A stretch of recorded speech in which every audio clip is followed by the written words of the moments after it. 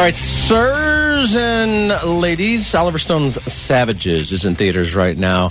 A great look at the state of our world right now.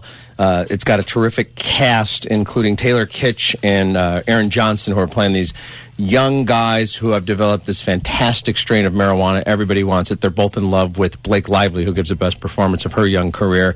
Also in this film, Benicio del Toro in full Marlon Brando form as a bad guy. Salma Hayek as a badder gal than his bad guy.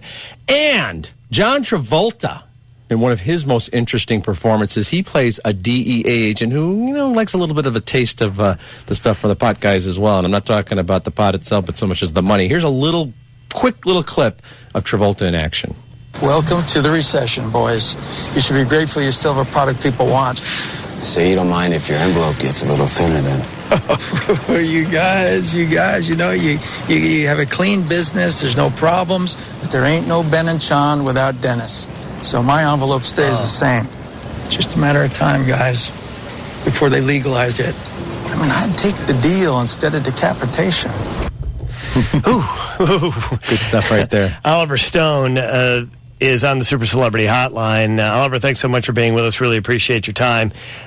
It seems to me that throughout your career, and I know a lot of people reviewing this film have referred to it as a return to form.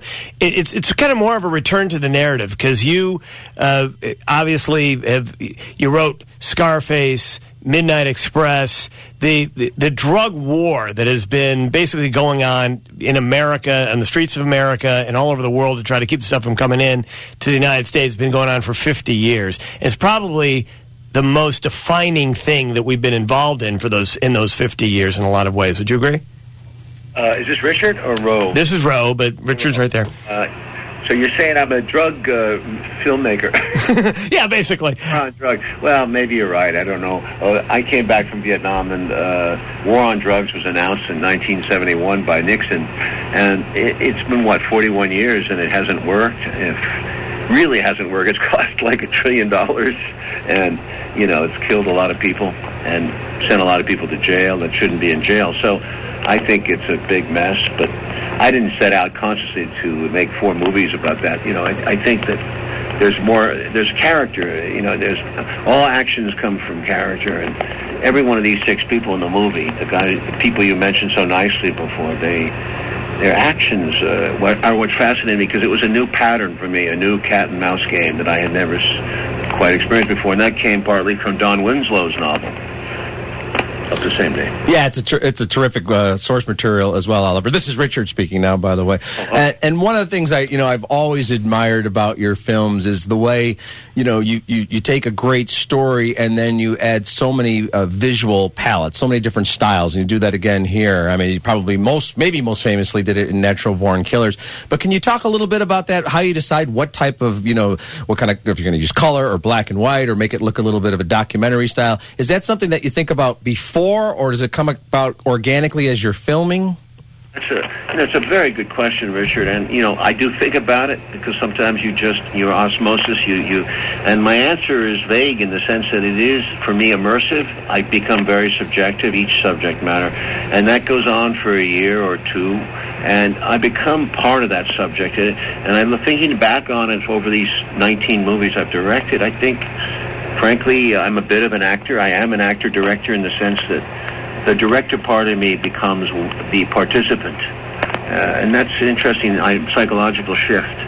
In other words, I am the movie. I become the movie. And the style comes out of that. And I could not tell you at the beginning when I read the material by Don that it would look the way it does now, the feel, the shape.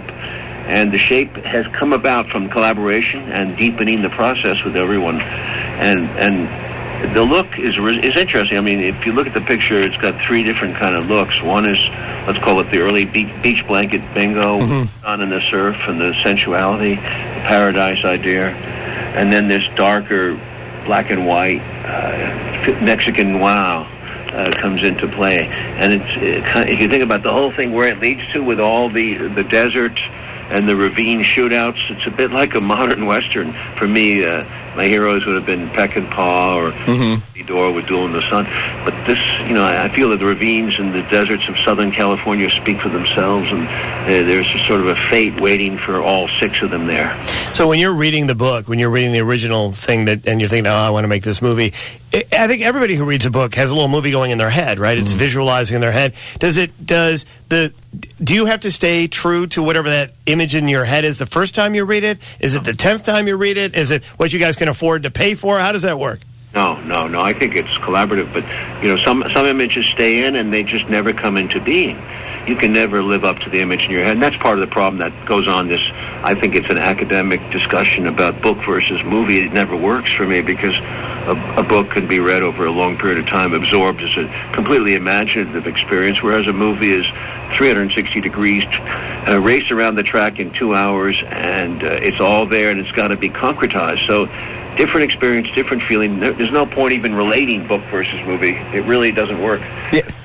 Both can be good for their own reasons. I agree, Oliver. When people say to me, the book was different from the movie, I go, yes, and day was different from night. It's, it seems to be such a fundamental thing. What about working with actors? Because, in this great ensemble cast, you've got, the Benicio del Toros and the John Travoltas who have done dozens of films and, have very strong personalities and very strong acting styles.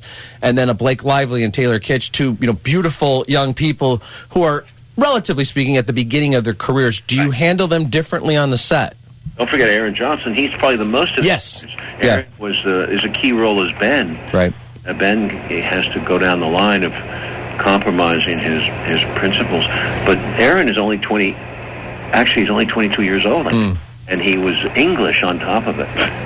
Wow. He was in Kick-Ass. Anyway, it's different because the younger ones have less experience, and often you find yourself, as an older person, getting out of your chair like 100 times a day, go over there and talk to them again. But it's all part of that.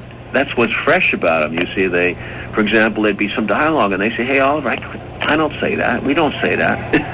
It's hard. Oh, that's interesting. And do you listen to that? Do you make the change? Sure. No, it's all going on all the time. And the way you do it is essentially the traditional way, and many thousand directors have done it. It's just you rehearse. Well, first of all, you have a good script. You work on the script. You develop it throughout. You rehearse.